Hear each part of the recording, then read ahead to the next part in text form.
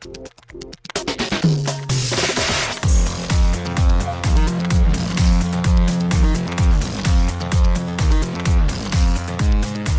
and welcome to Too Fast, Too Forever. There's all kinds of family. We chose this one. This is episode 304, Fast 10, 5th year. I'm Joey Lewandowski. I'm Joe too, and this episode's brought to you by Moncrief Oil and Montex Drilling, 420 Throckmorton Road, Street, Fort Worth, Texas, 76102. Shout out to Montex Drilling. Well, shout out to Montex Drilling and welcome to Too Fast, Too Forever. We are talking once again about Fast 10. We might have one more of these depending on if the stars align next week, but we will see. But for now, we're not going to get ahead of the car. We're not going to put the cart ahead of the horse, or horse, I don't know, whatever the saying is. It's so smoky outside because this goddamn fire. It's so smoky. It's so weird. Did you see the video from the Yankees game? It's like your eyes look like they're like you were like in. I know. Well, I think it's a lot of different. I was trying to figure out why my eye is red, and I don't know. I think I might have just poked it, but I think it's also smoke. I don't know. Anyway, with us tonight, you know her, you love her, Jessica Collins, a.k.a. Montez. Hello, Montez. Hello. Welcome to the show. Thank you. I'm so glad to be back. Now, you set a personal record or something yesterday. You went to the movies alone for the first time in how long? 4 years. Just alone, or just is this like completely alone? Just me, my popcorn, and my soda. But you've been to movies in the past 4 years. You were just saying like, maybe just you not took the by little myself. guys. Okay. Yeah. Montez, was anybody else in the theater with you? There were 7 other people in the theater. 8 other people. Not too bad considering what's out. Yeah, I sent a picture to Joe, and I was like, my movie theater is still showing it, but it's not even advertising it. Like, on the little, they have like a manual, like you put up the letters, like it's not like a digital thing, like you just have like the thing outside. And Fast and Furious is not even mentioned on there anymore. So this movie is, by the time this episode comes out next Friday, I don't know if you're going to have more than like 1 or 2 showings a day, which feels crazy considering how big this movie is, but I'm glad you got to see it in theaters. Yes, the first Fast and Furious movie I've seen since the original in the theater. Wow. That's great street cred. Now, Montez. That's big, though. Montez. Here we go. Oh, I didn't. No, not yet. Not yet. I'm gonna wait. Oh my god. So what did you think of Fast 10? I loved it. Really? Okay. It was so much fun. I laughed. The guy beside me was like dying. The girl in front of me, I texted Joey like right after the movie. The girl in front of me was like freaking out. The 4 people in front of them were just like their socks and Crocs and just loving it. It was a fun time. Everyone in the theater had a great time. Did you have anything spoiled for you because you waited a couple weeks to see it? Did you know any of the either cameos or plot twists or plot events or anything like beyond trailer stuff, or were you relatively pure going in? Aside from the trailer that I watched with you guys, I didn't watch any other trailers. I didn't read anything about it. Wow. I didn't listen to any of the podcast episodes. I purposely didn't even read the emails that came from Patreon. We know that you don't listen to the show anymore. You're not really a fan of the show anymore. That's anyway, fine. So that was never going to be an issue. Here we go. No, I didn't want to spoil it for myself, and my cousin didn't say anything to me about it either. So yes, Michael had already seen it though. Yes, he had. He actually saw it in Hawaii. Did you know about the 2 cameos? Did you know that Gal Gadot and Dwayne Johnson were back, or no? No. Wow, that's amazing. So were you like slammed at the theater like, oh my god? I kind of assumed that it was going to happen. The girl in front of me, I thought she was going to pass out when Gal popped out of the submarine. How did she react to Dwayne taking off the mask? Here's an actual reaction of what happened. Oh my god, no way, this isn't happening. And I was just sitting behind her laughing. It's like you knew, you should have known this was coming. You should have listened to Too Fast, Joe. He predicted it. I mean, everybody knew it, but like I predicted almost down to the verbatim. And did you hear the news? Did you hear the good news, Sister Mont? So, Joe, I sent our friend Nate Milton a message. You know how like Nate, likes to play up the gospel. I was like, did you hear the good news, brother Nate? Yes. Did you hear the good news that our man Dwayne "The Rock" Johnson is returning to the fold? like everybody knew it was happening, but did you hear the news, Montez? No. That they are doing another spin-off just called Hobbs next summer. No, I didn't. Yeah. I didn't hear It's going to that. be the bridge movie between the two, is what The Rock said. Okay. So for years, like basically since before 9 came out, they're like, we're going to do 9 and we're going to do a 2-part part 10 finale. And we're like, cool. Every movie does that now. Harry Potter does that. Twilight does that. Everything does the 2-part. Hunger Games, whatever. Yeah. It's fine. It's normal. Spider-Man, Dead Reckoning, everything. They go to Rome. They premiere this in Rome. On the red carpet in Rome, Vin goes, look, we showed it to Universal.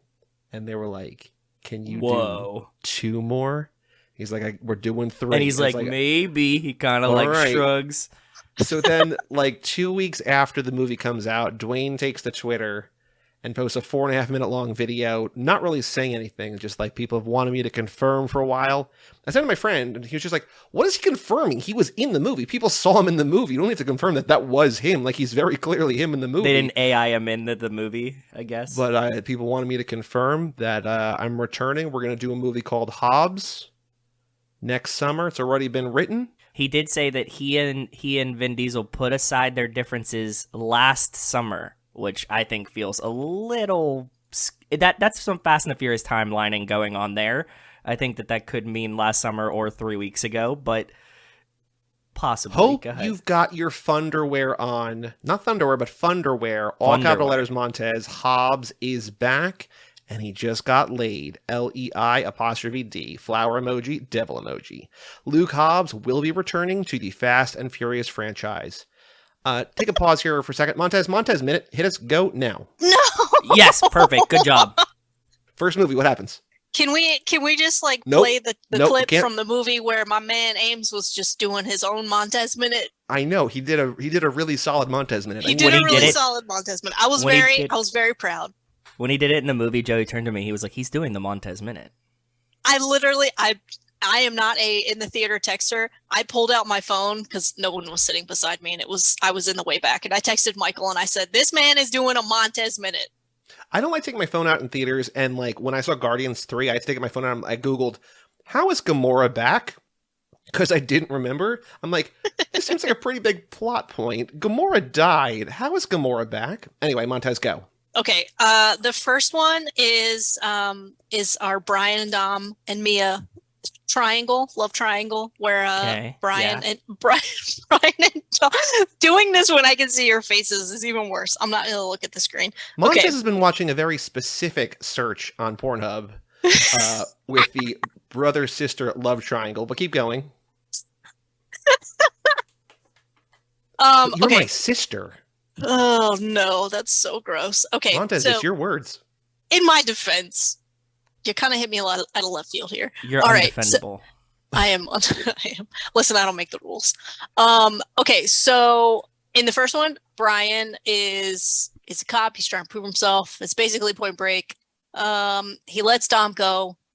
In the second one is Roman and Brian, and they do a team up. He's still the worst villain. I'm sorry. He's still the worst villain. I don't like him as a villain. Do you remember his name? It's Rip from Yellowstone. Carter Verone. Okay, and then the third one, which is not actually the third one. Oh shit! I don't remember the Montez, order. honestly, the first two were like better than I thought. That was, aside from the porn interlude, like it was going pretty well. All right, and look. Then you got to three is Tokyo Drift. I'm just gonna go in chronological, like that's fine. Whatever. Tokyo Drift, Han and the 40-year-old high schooler. Sean. Yeah, drifting montage. We learn more about Han and the drifting montage. 4 is this is when they all start to bleed together. Okay. 4. I wish I had my notes. Hold. Everyone just hold on. Joe, while she finds her notes, Montez, how long does it take to find your notes? Oh, I found them. I got it. Never mind. Okay. That whole one sheet of paper sitting on the desk, Joey. It's literally a whole one sheet of paper sitting on the desk. Like, not a joke. It's okay. 1, 2, 4. Somehow Brian got into the FBI. He tries to make amends with Dom and Mia. Letty is dead, kind of. 5 is Reyes in the Brazilian Italian Job, which also gets segued in this film as well. I did enjoy that little tie-in callback there. Yeah, that tie-in. 6, Dom and Elena have bonded together. They make little baby Brian.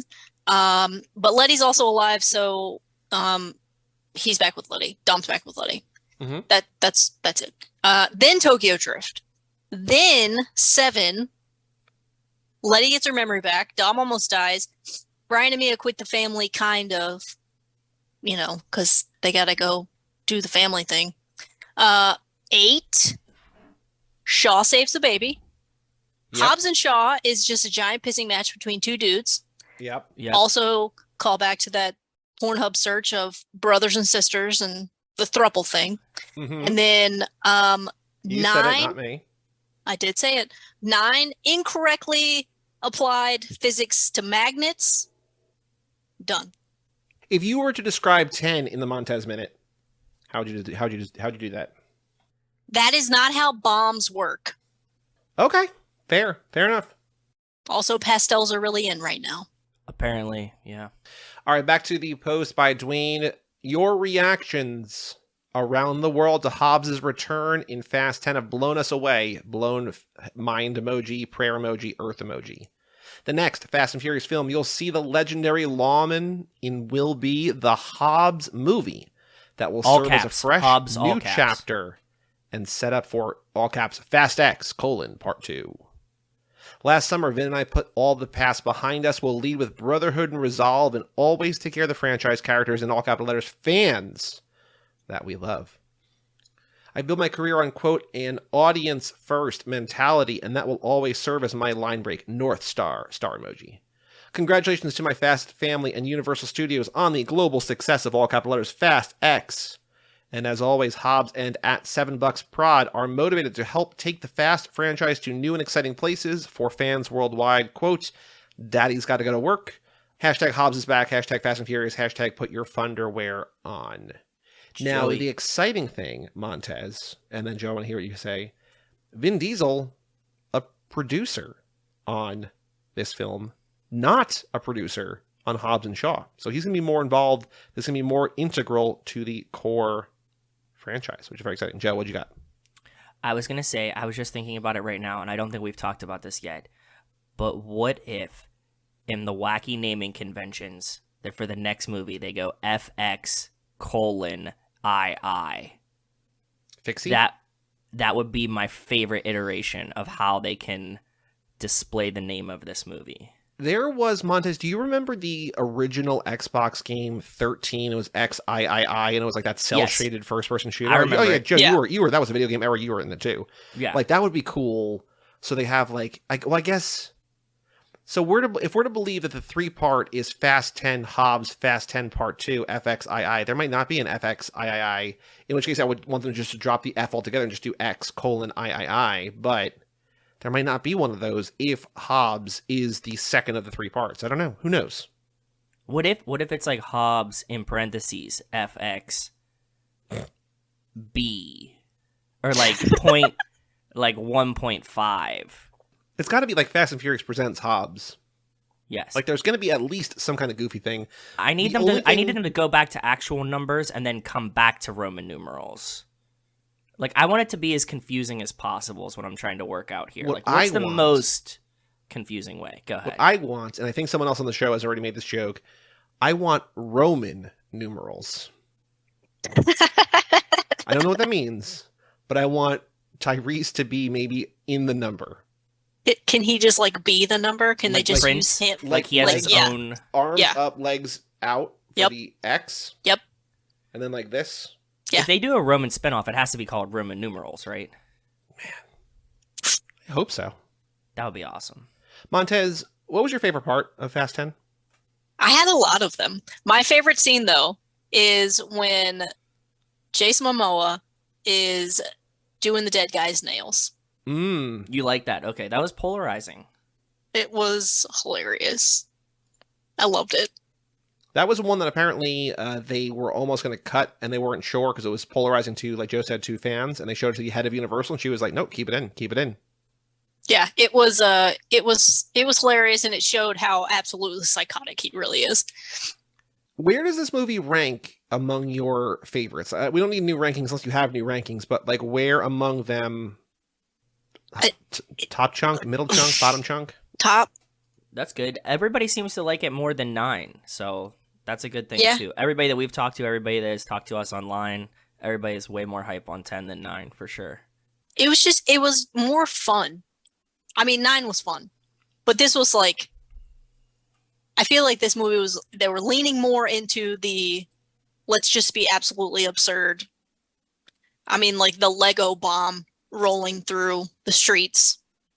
I was trying really hard not to laugh in the theater because of how absurd it was, because I didn't want to disturb anyone around me that maybe didn't find these movies as ridiculous as I do, in a good way. I think everyone does. You said earlier that's not how bombs work. Montez, how do bombs work? Well, I mean, I'm pretty positive that if you light a bomb on fire, that it will explode and it won't just keep rolling with flames on it, but the flame's not getting deposited on anything else, just staying on the bomb itself. I don't think that's how fire works either. What do you think is more accurate, how fire works or how bombs work? How bombs work. Because listen, there were so many times in this movie when Dom should have just been burned to death. That's a lot of the movies, though. Why doesn't he ever have any blood on him? None of them bleed. None of them bleed. Maybe they're all secret vampires. I mean, can they at least bleed like gasoline or, used motor oil? Something. I mean, we all know that they're turning into vehicles, right? They are that's a theory that you have, that they're turning into vehicles? That's not definitely not my theory. My theory is still that they're inside of Roman's mind and everybody's just dead and in a coma. How did you like Jason Momoa? Did you like him? So I went into the movie thinking that I was not going to like his character at all. Oh yeah, weren't you a Momoa hater from before? Didn't we talk about this? You're not a fan? I was. Okay. Yeah, but mostly because he always plays the same character, and the fact that he did not play a character that I feel like I have seen him do before, his maniacal laugh, his just overt energy of how much, I mean, you could tell he was having fun playing this role. And Amen. Yeah, so I really enjoyed that. Where does Momoa rank for you among all of the villains in the franchise? We know that nothing tops Carter Verone. You mentioned how much you love him. Your entire Montez Minute in Too Fast was about how much you love Carter Verone, how he's the best part of the movie. So setting him aside for a second, where does he rank among all the other villains in the franchise? Is he your favorite? Yes, I think he's my favorite. Over Statham? I think the fact that he has absolutely zero remorse, he has no moral compass, like there is nothing out of bounds for him. That's why he's my favorite, because I just don't feel like there's anything that he would not do. Now you were adamant when you were on the lap. You're like, Jason Momoa is a hideous man. I'm not attracted to him. I think he's horrifically unattractive. Yeah. Still Does that stands. still hold true? Yeah. Still. I mean, we could be friends. I'd paint dead guy's toes with benefits. Him. I don't know that I want benefits unless he's going to pay my nails. I was talking about me, not you. Oh yeah, I'll hook that up for you for sure. Wait, so Montez, you think friends with benefits means he paints your nails? No, I know that's not what that means. Montez, I know you live in Virginia, but like, you're not that backwards. We're cousins with benefits. It's all relative in regular Virginia, too. Montez, what did you think of overall the way that it ends? Like, I'm trying to not ask the same questions on all these episodes because I feel like we're having like a similar conversation, which I guess is kind of the point, whatever. But like, what do you think of the way the movie ends with it literally ending on cliffhangers? It felt very much Breaking Dawn Saga Part 1. Okay, how does that end? It just doesn't. Yeah, it just doesn't. It's just like someone was in the middle of a sentence and it just... Montez, were you a Twilight? Were you a what is it called? What does Brian call them? A Twihard? Were you a Twihard? Yeah, I was gonna say I'm a Twihard. You were? You were Yeah. like super into it. You went to go see the movies, read all the books, all the things. Yeah. I went to the movies opening day when they came out in the theater, paid full price, took In off of work. cosplay, Not well. I mean, you just I were already- Bella Swan. yeah, exactly. Were you team Edward from the rip, or were you team Oh, yeah. Jacob? No, never Team Jacob. Michael and I have this discussion all the time. About what? Expand. I think Michael is Team Jacob. How? I don't know. It's Breaking Dawn Part 2 that has like the chess game where like everybody dies like 15 minutes in the movie. You're like, holy Yeah. shit. And then they're like, just kidding. It was a dream Rewind. sequence. Yeah. They Yeah, rewind okay. it. Yeah. That's Yeah. my favorite one. That's the best movie trope I've ever seen. Because I think it was How Did This Get Made covered just those two. So those are the ones that I've seen. And so I saw the first one. I didn't remember like the first part, like part one. And then I saw that one. I'm just like, wait, hold on. This rules. And then rewound. I'm just like, God damn it. Like it's still cool, but it's also like annoying. This episode comes out next week. Even for patrons comes out next week. So it's a little bit, dated by this point. But like, it's known, I think, not really a spoiler, that Across the Spider-Verse also ends on a cliffhanger. I'm assuming Dead Reckoning, Mission Impossible Dead Reckoning Part 1, which comes out in about a month, will also end on a cliffhanger because it's literally called Part 1. And I don't know why this keeps happening. I don't know why we've reached a point I know why it's happening in terms of like Money.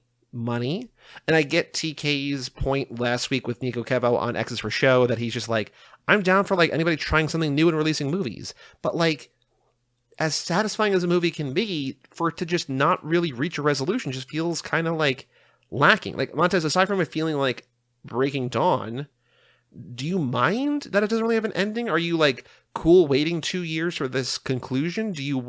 Where would you have ended it either earlier or later or like? So, there's an amendum to that because now that we know that Hobbs the movie's coming out, we're not waiting 2 years. Like, we're waiting 2 years for the conclusion of this, but if Hobbs is a bridge movie, that means that we're waiting a year to get another piece of this story. So I think that's kind of a mild. I think it's going to be something that happens like concurrently. That's fine, but you're still getting more of this. You're not going to be waiting a whole 2 years for more of this Well, we're story. waiting 2 years to see if Roman and Tej and everybody are alive, if Brian and Dom make it out of that thing. You know what I mean? Like, there's like the big answers are not going to be resolved in Hobbs. But you still get more.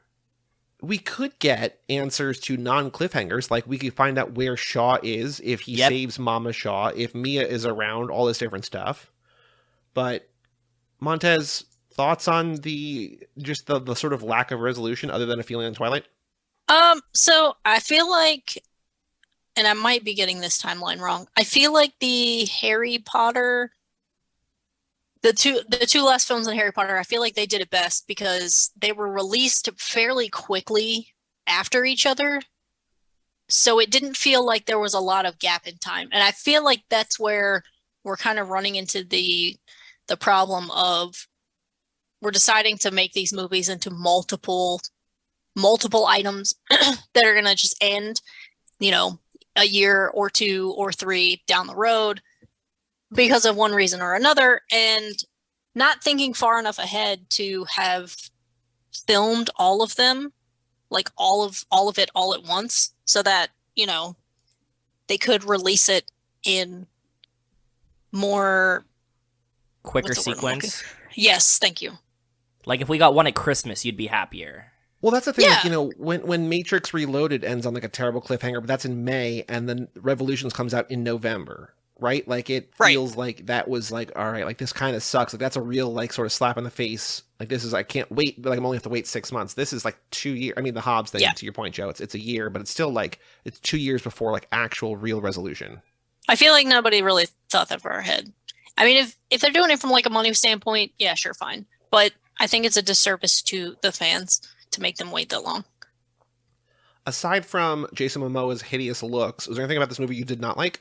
I want to know how long 4 minutes really is in this universe, because there is no fucking way that the fight between Cypher and Letty only lasted like 2 minutes, and then they got back up from the fucking hole in the ground and then got back to the same level. She crawls up the fucking tube and then comes back down unscathed.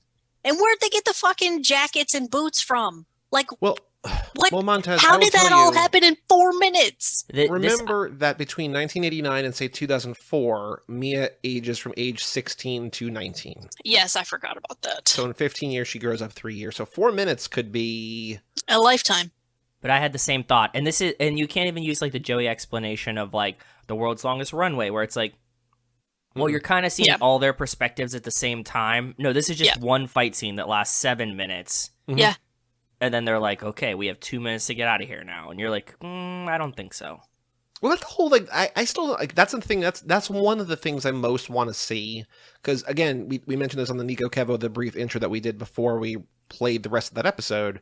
But in theory, by the time this episode comes out, this movie will be on demand. Like, I want to see, because, like, it just feels like they're fighting just because they hate each other. Like, they're just like, well, we got time to kill. Like, it just, that nothing about that really makes much sense to me. So, like, that's the thing that, like, I feel... Maybe the director's cut. The director's cut might elucidate it a little bit. You know what I mean? Yeah. I really want to see deleted scenes. I want to see extended scenes. I want to see like extended cut, all that stuff. Yeah, I felt like that whole fight sequence was stupid. But you didn't like it? It was a good fight sequence. Well, I mean, it was a good fight sequence, but I'm saying like it didn't make any sense logistically, and also they were rolling around in the glass. Why was there not more blood? You just want these to become full gore. Yes, please. Montez is a horror freak, man. Yeah. Give me all the blood, man. I would love to see like a Fast and the Furious horror movie. Yeah. Who would be the murderer? Jesse back from the dead. I think DK is most likely to stab someone. If he's not dead, he seems like a guy that would stab. I don't think Jesse's stabbing. I was specifically thinking like murder, like slasher. Plot twist. It would be Han. Oh, it will be Han. Does Mia survive or is she murdered early? She's murdered early. No, Mia. Oh, God, really? is she like hooking up with Brian and they get double stabbed like in the sex scene? Mm-hmm. Han gets both of them. That's why you gotta keep it wrapped up, man. Wait, hold on. To expand on yours, I think that Han and Giselle are a tag team duo. It's a Scream murderers. situation. Yep. I know. Yep. And they've known all along that the other was never actually dead. And instead of like trying to get back to each other, they were already back with each other. They were just planning the murders. They were just murdering. Yeah, they've been practice murdering. I hope that's the next installment of this. If this is what 11 or 12 is, I'm down. No, I want this to be the Han and Giselle spinoff. It's just like a horror movie. Can of you them imagine stabbing. if they're like, all right, Fast 11, rated R for gruesome acts of realistic violence? It's like, wait, hold on, what? Intense sequences, like all this. It's just like, wait, hold on, what are you saying? What is this movie? Oh no, it's a slasher now. Take all my money. I think it'd be pretty sick. You know, for almost the entire run of Cage Club, Mike and I were like, well, what do you want? And Mike was like, I want Cage in a Western. I'm like, I want Cage in a musical. Because, like, Nicolas Cage, unlike most actors, has done almost every genre. I mean, he's done, like, over 100 movies now. So, like, just the odds are on his side. But he's done almost everything. So Mike really wanted him in a Western, and he's got him in a couple Westerns, like, recently, the last year or two. And Cage has been talking about, like, singing, like, Jesus Christ Superstar. Like, he's, like, it seems like he's teetering on, like, a possibility.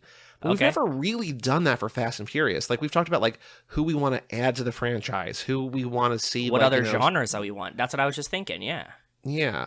I mean, we've talked about, like, Quentin Tarantino's or whatever, like, that kind of thing. But, like, Montez, like, horror, anything else, any other genres you don't want to see, or any kind of crossover? I would like to see a musical now that you said it. A musical? I want a musical.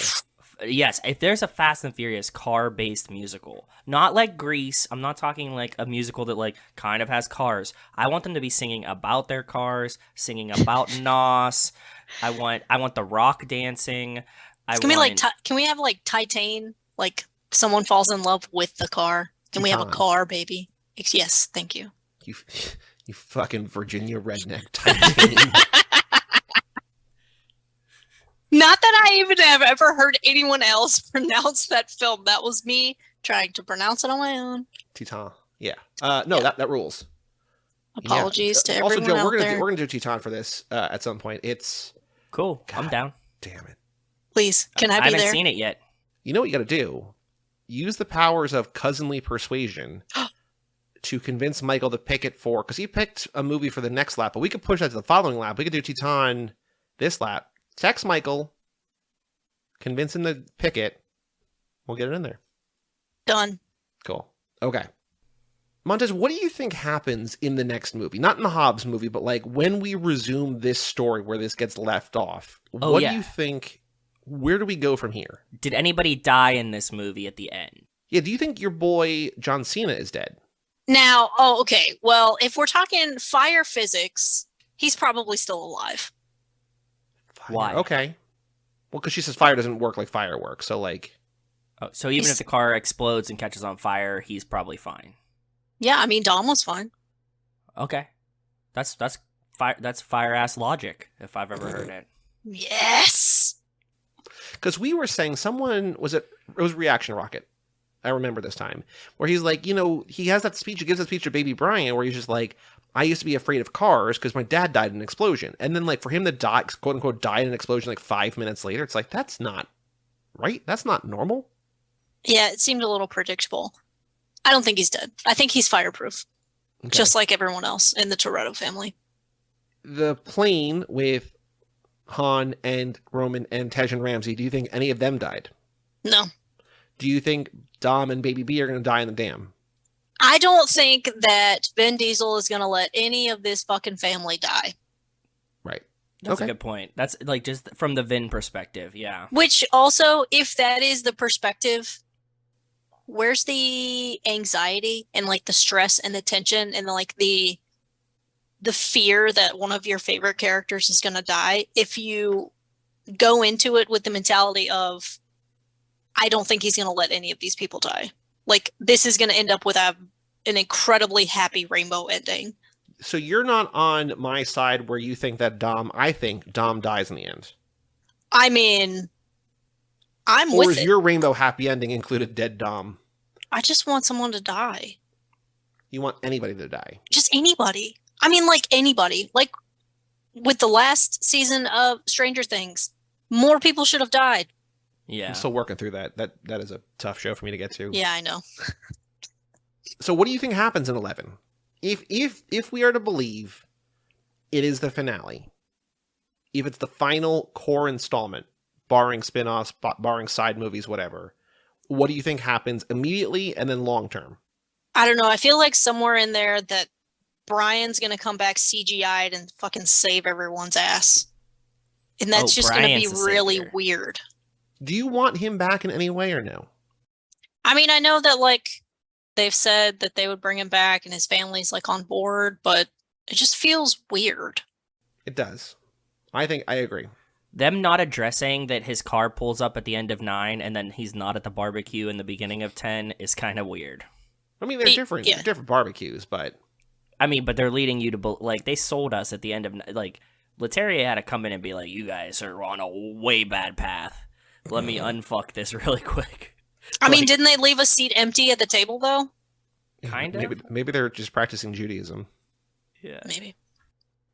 I don't know that. I don't know what I want to happen.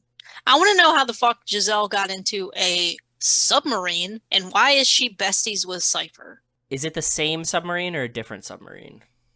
So here's a question related to that.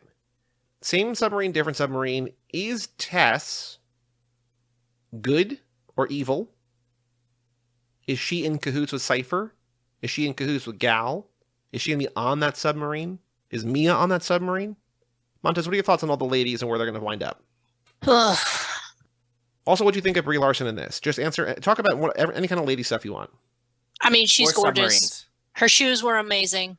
Submarines, the ladies of the water. The ladies of the water. You said her shoes were amazing? Her shoes were amazing. Mm-hmm.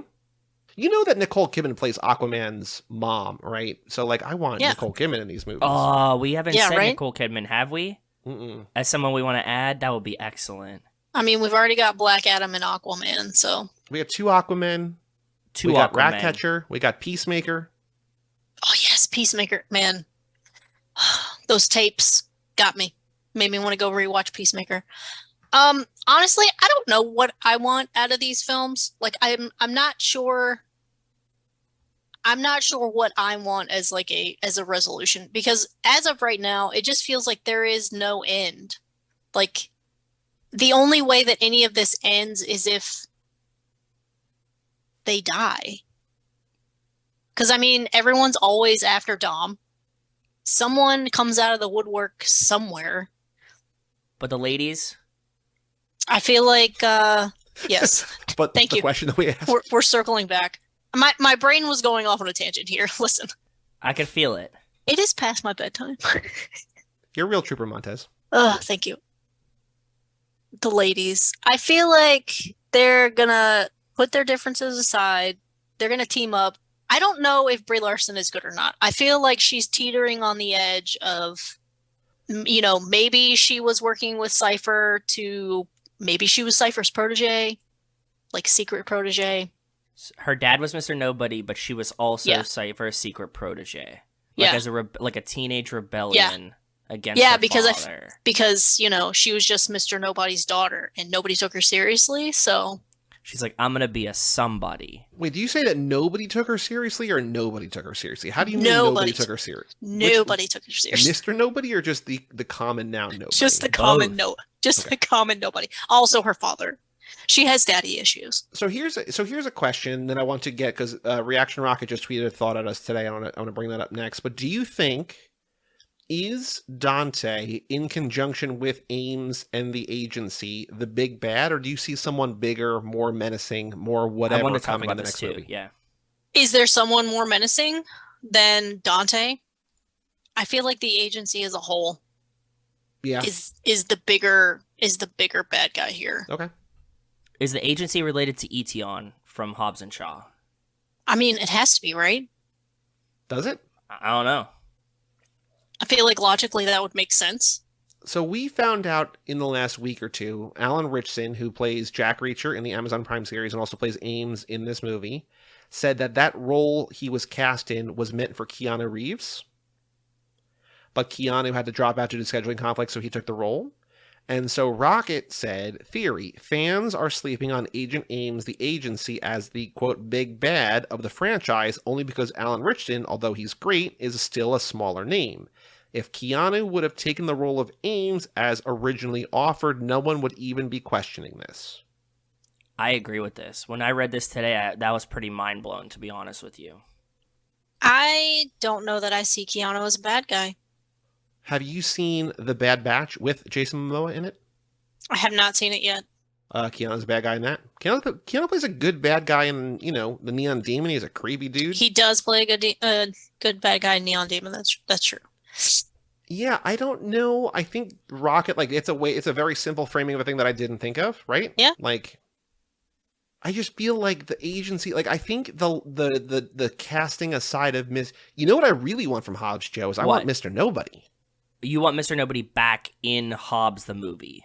I think so. That's what you're saying? It makes sense, government, right? Agency, operative, lawman. What if Hobbs the movie starts out and Hobbs is working for the agency, and then he realizes that it's bad and in cahoots with Dante, and that's the re-bridge at the end? Down. Works. I would like that. But I don't want Mr. Nobody back, because like I said, I'm just, beholden to my Mr. Nobody's the ultimate evil character in these movies theory, and that's just me being biased for wanting that. But like I said, I think on the air, I think maybe in our first episode, maybe it was off the air, I don't know, but the fact that the agency is bad is enough credence that your theory is still at least mostly right. Mr. Nobody might be good, but the agency around him was crumbling. It's like a Hydra, which is, again, the Marvel thing, right? It's the... Yeah. I think so, too. But I'm saying, I still want Brie Larson to be like, no, I knew what my dad was up to. And, in him to come out from behind Ames, ha, ha, ha, I'm the man behind it. And, these kind of things. I want that resolution for Kurt Russell. I get it. Yeah. I have a theory that Dope D sent in. He found this on Reddit, and I've been saving it for Montez. Montez, are you ready for this theory? Yes. This is right up your alley. Here we go. Hashtag nerd alert. This is posted by Severe Recording 5690 on R Fast and Furious 17 days ago, which by the time this comes out will be 25 days ago, whatever. I have nowhere else to go with this, so here, family@cageclub.me, email in. I have nowhere else to go with this, so here it goes. Fast 10 is the Inferno from Dante Alighieri. Alighieri's Divine Comedy, which is something that we talked about with someone where we're like, is it literate? Hold on. We mentioned this before. We're like, Dante? So the Divine Comedy is an old narrative poem divided into 3 parts: Inferno, Purgatorio, and Paradiso. The end to the Fast franchise is now being rumored to be a trilogy. Coincidence? Yes, probably. I have zero evidence to support my theory. This is all wild speculation, but here we go. Okay. The bad guy's name is Dante. The name of the author and protagonist of the Divine Comedy is also Dante. Yes, in the book, Dante is the good guy, but it's more of a nod, really. The first action set piece takes place in Rome and the Vatican. Dante Alighieri is Italian from Florence. However, the Divine Comedy is a poem inspired by Christian ideas. In the movie, Dante wants to make Dom suffer. The descent to hell in the Divine Comedy is all about finding out what hell does to its inhabitants. The movie gets going when Zephyr tells Dom, I guess that's Cypher, when Cypher tells Dom that the devil, Dante, is after him. In the book, Dante fails to defeat a beast, and that marks the beginning of his journey to hell. In the movie, Dante makes it clear to Dom that his objective is to make him suffer, to show him suffering. In the poem, the hero has a guide that shows him the torments of hell. The deepest circle of hell right before finding Satan is for the sins of fraud and treachery. In the movie, Dom is a victim of fraud and treachery by the agency's guy, who secretly has been Dante's lackey since the beginning. In the poem, the part about hell ends when the hero gets to the bottom and deals with Satan. From there, he has to climb a mountain, and this is purgatory. The movie ends with Dom trapped at the bottom of a dam, so he's got to climb that purgatory. I'm not saying it's a one-on-one retelling of Divine Comedy in the way that RoboCop's a one-on-one retelling of The Passion of the Christ. Wait, what the fuck? But there's definitely a lot of parallelisms and allegories, homages, and all that. The way that he just slid that in there, we all know that RoboCop and Passion of the Christ, of course. These movies have become what they are, one movie at a time. They borrow from the spy genre and the action genre, etc. But to end the saga, they needed more than just an isolated chapter, so they look for inspiration in medieval Italian literature from the 14th century. Other details that hint at the religious thing are the Dom's necklace pendant, Dante telling Dom he's going to live up to people's expectations, all the talk about faith. The credits use heavy Christian imagery, trial by fire in the dam sequence. There's a lot of stuff in the movie. It's a big, dumb, loud movie, and I loved it. I mean, there's so much religious symbolism in these movies, and in all of Vin Diesel's movies. There might be some credence here. So, Montez, as our Dan Brown correspondent on Hanks for the Memories. Oh, here we go. Put on that hat. What do you think of this theory? It tracks, and I thought about this while I was watching it. I mean, it makes sense. I did feel like there was a lot of unnecessary dialogue that's like, I have faith, or I believe, or stuff like that. And then I thought, okay, well, and then Dante being just an absolute psychopath with he's got nothing to lose, much like, I mean, it makes sense. I feel like that would be really cool if that's what it was. We also, I just realized, I looked back on the on CageClub.me, we talked about the literary illusions, and we talked about Dante as Dante on your episode with F9. So, we talked about that with you a month ago. So, or 2 months ago, as now at this point. But yeah, it's something that we just talked about in an episode of Lottery Pod that Bob and I just recorded. That's gonna be out in July. A character's named Scout. And it's well, you name a character Scout, even if you're not directly referencing To Kill a Mockingbird, you are, you think about To Kill a Mockingbird. When you have movies filled with Christian divine imagery, you name a character Dante, who's Start I'm going in Rome. to punish you. At the very least, it's a nod deeper. It's a cool theory. Also, the thing is, that wasn't really that upvoted. It feels like the kind of thing that should have or could have gone viral, right? But didn't. So I don't know. I think it's a general possibility. I really do. I think that this is something that I also can see Vin being into. I can see him being I got an idea. What if the last 3, it's a trilogy and it's Dante's Inferno? And you'd be like, ooh. I can see him being geeked on that as well. Yeah. Montez, did you hear Dom Vin talking about on some couch somewhere oh yeah, we're doing a movie called The Torettos? He said we might do. He's like there's gonna be other Fast and the Furious movies, spin-offs. Maybe we'll do a Torettos movie. And there was Jordana Brewster and And Michelle Rodriguez behind it. Yeah, Yep. Emrod right behind him. Was it like the Brady Bunch? It seems like he just likes to say stuff.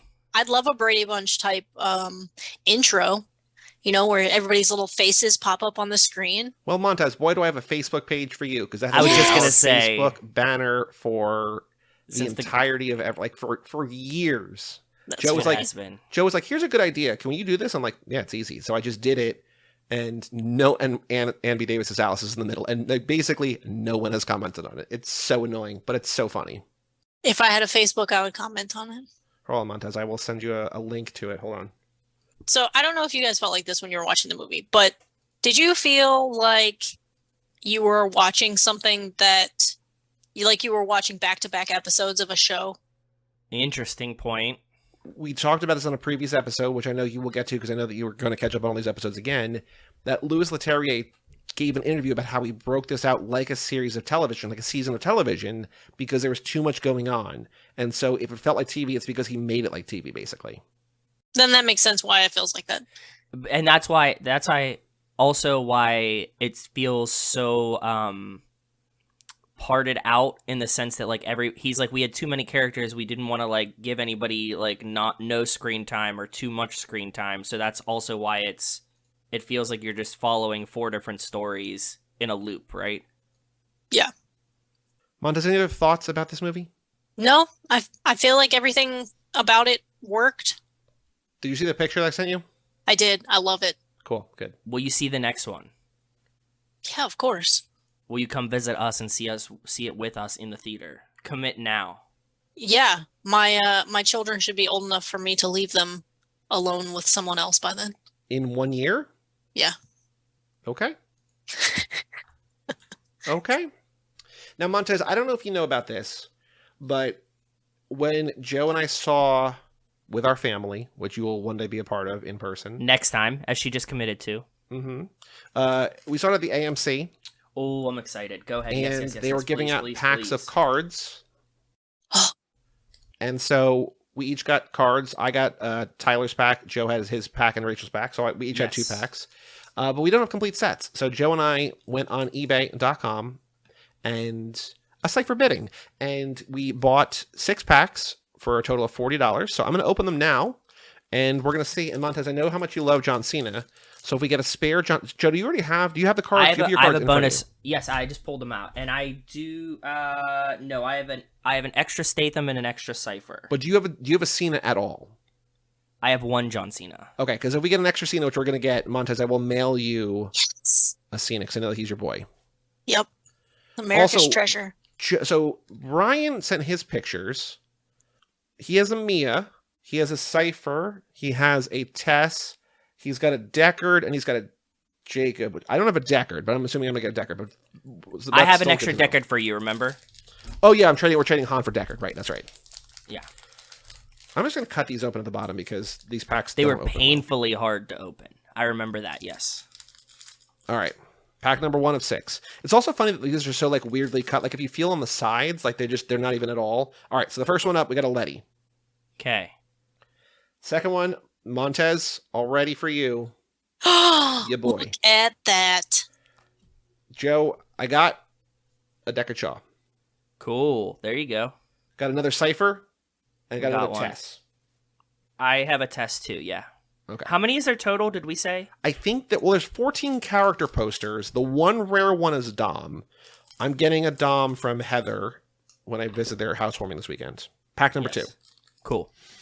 Another Letty. We have so many Lettys. Okay. Another Tej. I have a Tej, yeah. Another Deckard. Okay. Another Cypher. Okay. Another Tess.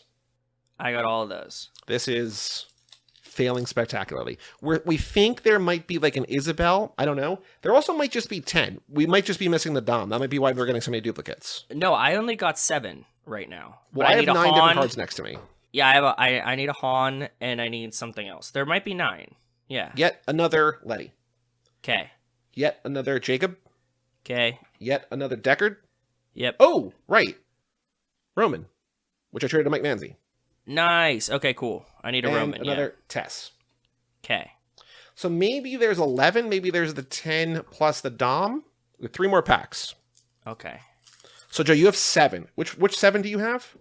Tess, Deckard, Jacob, Ramsey, Cypher, Tej, and Letty is what I got right now. So you don't have a Roman, you don't have a Mia. I don't have a Roman, a Mia, or Han. Okay, so we have an extra Han, but we need another Roman and another Mia. So let's see. Oh, here's a Mia. Top the pack. Mia. Nice. Okay, thank you. Another Jacob. Cool. Another Deckard. Okay. Another Romy Rome. Oh, I need a Roman too, yeah. And another Tess. Okay. 2 more packs. We need a Dom. We need a Dom. We need a Dom. We need Bad. 1 Dom. Bad. Montez, there's only 1,000 Doms in the country, or in the world, I guess. Really? And Heather got one. Heather Superfan Antos got one. That's pretty cool. Another Mia. Okay. Another Jacob. Nice. Another Deckard. Another Roman. Another Tess. Okay. Yeah, so we gotta have, that gotta be 9. They're gonna be 10.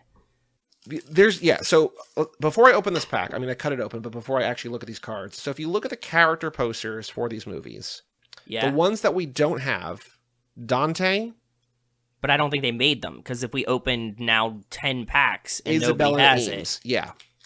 Yeah. So we need a Dom in here. Fingers crossed, fingers crossed, fingers crossed. Letty, Okay. Jacob, Okay. Deckard, No. Cypher, No. Tess. Fuck. Okay. So we've opened collectively 10 packs. We only have 2 Ramses. I have 1, you have 1. I have a Ramsey, yeah. And we got no Doms. That's crazy, man. That's wild, dude. So Heather did get, like, the only Dom. Wow. I'm gonna have to go buy just the Dom on eBay now. I have in front of me 6 Jacobs, 7 Tesses, Wow. 6 Deckards, and the other one that I have a lot of, 5 Lettys. So Montez, I will either mail you a Jacob, or next time you're in New York, I'll just bring one to you. Either or. Perfect. It's a bummer though, man. I thought there was a decent chance we would get a Dom, but I guess it's more rare than we thought, right? I mean, 1,000. I don't know how many packs there are, but you know, bummer. All right, well, cool. Montez, any other thoughts about this movie, the Fast and Furious franchise? Did you hear back from Michael? Are we doing Titan? He said, "Why does nobody want to do my movie that I chose?" Just tell him we want. I don't even remember what That's what I told him. We want Joe to watch Titan. No, my only last thought about this franchise is that so I sent Joey the picture where I took my boys to Target on Saturday, and It was so cute. so I looked up what was inside of the Nano Hollywood house, and it comes complete with a barbecue, a picnic table, and chairs. Hell yeah. That rules. That's so good. It's really, really cute. I'm going to buy one whenever I go to Target next. How much was it? Like $20? $30? Yeah, $20. Cool. They had like remote control ones too that we almost got. We ended up with a remote control Hot Wheels instead. You could have had 3 packs with all the same cards in it for that exact price. Could have. Yeah. Oh well. Well, Montez, this is your last episode for a little while until, Michael's episode, which is going to be in December. Ooh. Maybe we'll get you on before that. Who knows? But Montez, what do you want? Is there anything you want to plug? Anything you want people to know about you? Anywhere that people can find you? You want to share a soliloquy? Because we're not even at recording for an hour, which is fine. But just, giving you time if you want time. If you don't want time, that's also fine. I got nothing but time. I know that. I don't want to plug anything. Okay. Stay safe out there. Breathe clean air. Shop local. Get vaccinated. Blow your nose. Wash your hands. My eye's not red anymore. It looks better. It looks much better. Looks a lot better. Yeah. I think part of Everyone it get some is the sleep. yoga studio, and then part of it's the smoke. I think it's just like trap the air, cleaner, whatever. What, Montez? What I forgot what I said. Drink a lot of water. Exercise. Get some sleep. Sweet. Stay frosty. Stay frosty, my friend. All right, Joe, our next episode is A Life in the Fast Lane, number 13 for Too Fast, Too Furious, minute 88. I watched it today to grab some screenshots, and it feels like a vintage Too Fast minute. It feels like I didn't listen with sound because I was in a Zoom. Is it going to be good or is it going to be bad? Is what you're trying to tell me. A bunch of things happen. There's a bunch of dialogue. There's a bunch of different scenes. There's some car good. driving. There's some helicopter stuff. I feel like there's a chance, because a lot of these minutes lately have been real turds, but I think there's a chance that's going to be pretty good. Okay, I will also say, next week we are going to have possibly a bonus episode. Oh, okay. Hall of Fame voting still open. Montez, have you voted on the Too Fast, Too Forever Hall of Fame? I don't think so. Go to cageclub.me/vote. Done. And have Michael do it if he has not done it yet. We need these votes in. We're going to do our Fastivus special, releasing in just under a week on the 22nd. That episode will be out on the main feed and the Patreon feed, revealing the results. It's going to be like a 10-minute episode of the Hall of Fame results for the Too Fast, Too Forever Hall of Fame. So do that. And then after that, we got Too Fast, Too Furious with game designer, game developer Andy Tudor as a special guest. We also have a bonus episode Patreon in there. We might have a bonus main feed episode in there. We're getting back to like our normal schedule, but we've got a little bit more Fast 10 in us, but still a little bit left in the tank. Joe, any final thoughts for this episode? I'm glad Montez watched it, and I'm glad she's coming to see the next one with us. Yes, committed. Definitively. Also, Michael, of course, can come too. You know, Alex Ellen told me they almost drove in for this one. Are you serious? That's what he said. And then I'm like, do it for the next one, man. Yeah, you're always welcome. That is an open invite, honestly. It really is. Yeah, unless you're a real weirdo, which no, I mean, to a certain extent, everybody who listens to this is a real weirdo, but also, if you think, so are we. Should I go? The answer is, yeah, you should go. Yeah, I'd welcome you with open arms. We could even have a barbecue. We'll tailgate. If somebody drives in, I will tailgate in the parking lot of the Palisades thing until they tell us to put the fire out. Those pictures that Wes sent of his family tailgating made me so jealous. They looked so cool, They made me so amazingly jealous, yeah. So we should do that. Email family@cageclub.me. We'll read on the next episode on that Life in the Fast Lane at number 13. Also want to give a shout out to the lady of the evening tonight, but also first up, Cassie Wilson, Nick Burris, Alex Ellen, and Justin Kleiman, and Brian Rodriguez of High School Slumber Party. The aforementioned Wes Hampton, Jerry Robinson, Dan the Duke, Hayden Renato, D. Donato, Michael McGann, Lane Middleton, Lindsay Lewandowski, Nate Milton of the Kings of Sport, Jason Rainey, Tom Price, Mike Galliard, aforementioned, Josh Buckley of Whole Lotta Wolves, Michael Moser, Christian Larson, and a certain Jessica Collins, a.k.a. Montez. Thank you so very much, Montez, for joining us once again. You have no Montez minutes to do for about a year, so don't lose that piece of paper, or do, and it's going to be an absolute catastrophe. Shit show. More so than normal. But for all things Too Fast, Too Forever, go to cageclub.me, facebook.com/TooFastTooForever, or at TooFastTooForever on Twitter, Instagram, and YouTube. Email us, family@cageclub.me. Check out our Patreon page at TooFastTooForever.com and our store at cageclub.me/shop. Again, remember, vote at cageclub.me/vote. Please vote. You have just under a week to actually probably just have a couple more days before we do that thing. We have to record the thing. So vote now, vote early, often, whatever. And come back on Tuesday for Life in the Fast Lane number 13 for minute 88. Not the Al Pacino movie, 88 minutes, but minute 88. I'm Joey Lewandowski. I'm Joe too. That was Jessica Collins, a.k.a. Montez, and we will tell you all about it when we see you again.